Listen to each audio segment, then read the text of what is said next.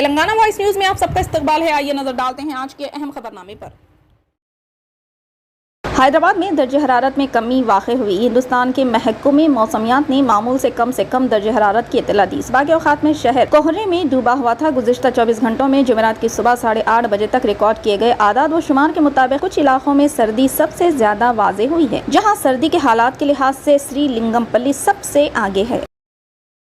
कुल हिंद मजलिस इत्तेहादुल मुस्लिमीन के सदर और रुकन पार्लियामेंट असदुद्दीन ओवैसी ने जासूसी के इल्ज़ाम में खतरी अदालत की जानिब से हिंदुस्तानी बहरिया के 8 साबिक ऑफिसर्स को सजाए मौत सुनाए जाने पर रद्द-ए-अमल ज़ाहिर किया। बदकिस्मती है कि नेवी के साबिक अफसरान अब मौत के दहाने पर है। इन्होंने ट्वीट किया। असदुद्दीन ओवैसी ने एक्स पर पोस्ट किया कि इन्होंने अगस्त में पार्लियामेंट में खतर में फंसे साबिक बहरिया अफसरान का मसला उठाया था। इन्होंने इससे मुतालिक एक वीडियो भी शेयर की। ओवैसी ने मुतालबा किया कि वज़ीर-ए-आज़म मोदी जो इस बात पर फख्र करते हैं कि इस्लामी ममालिक इनसे कितनी मोहब्बत करते हैं, फौरी तौर पर हमारे साबिक बहरिया के अफसरान को वापस लाना चाहते हैं जिन्हें सजाए मौत का सामना है। वाज़ेह है कि खतरी अदालत ने हिंदुस्तानी बहरिया के 8 साबिक अफसरान को इसराइल के लिए जासूस के तौर पर काम करने के शुबे में सजाए मौत सुनाई थी।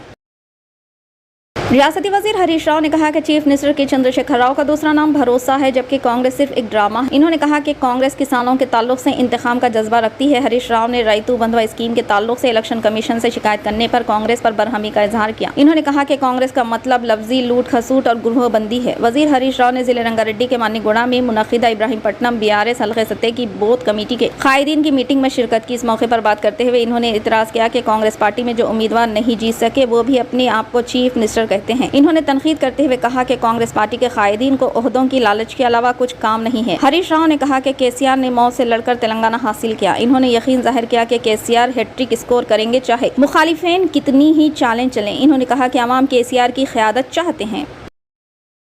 तेलंगाना असेंबली इंतखाबात के तहत बीजेपी उम्मीदवारों की दूसरी फहरिस्त जारी कर दी गई है। बीजेपी हाईकमान ने सिर्फ एक नाम के साथ दूसरी फहरिस्त जारी की। इस सिलसिले में बीजेपी सेंट्रल इलेक्शन कमेटी ने जुमे को एक बयान जारी किया। महबूब नगर असेंबली सीट से बीजेपी क़यादत ने AP मिथुन कुमार रेड्डी का ऐलान किया। मिथुन कुमार रेड्डी साबिक रुकन पार्लियामेंट जितेंद्र रेड्डी के फर्जंद है। वाज़ेह है कि बीजेपी उम्मीदवारों की पहली फहरिस्त जारी माह की 22 तारीख को जारी की गई थी। बीजेपी की पहली फहरिस्त में जुमला 52 उम्मीदवार शामिल है। इस बार बीजेपी के 3 अरकान पार्लियामेंट बंडी संजय, सवम बापूराव और धर्मपुरी अरविंद असेंबली इंतखाबात में खड़े हैं। सदर रजब तैयब एर्दोगान ने पापाए रूम फ्रांस से टेलीफोन पर राब्ता किया। बातचीत में इसराइल फलस्तीन कशीदगी और इलाके की बिगड़ती सूरत हाल समेत इंसानी हुकूक की खिलाफ वर्जियों पर गौर किया। एर्दोगान ने पापाए रूम से बातचीत में कहा कि इसराइल के गजा पर हमले क़त्ल आम में बदल चुके हैं।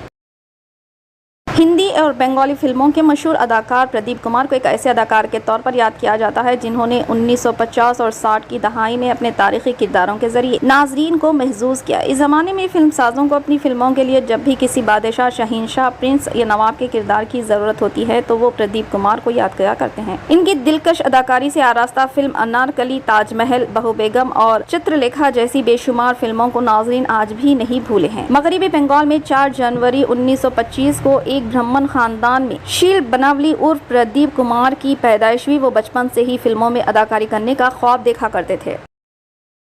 फिलहाल के लिए इस खबरनामे में बस इतना ही। देखने के लिए आपका बहुत बहुत शुक्रिया। अगर आप नए हैं इस चैनल पर तो सब्सक्राइब जरूर कर लें और बेल आइकन को दबा लें ताकि हमारी हर खबर आप तक पहले मिले।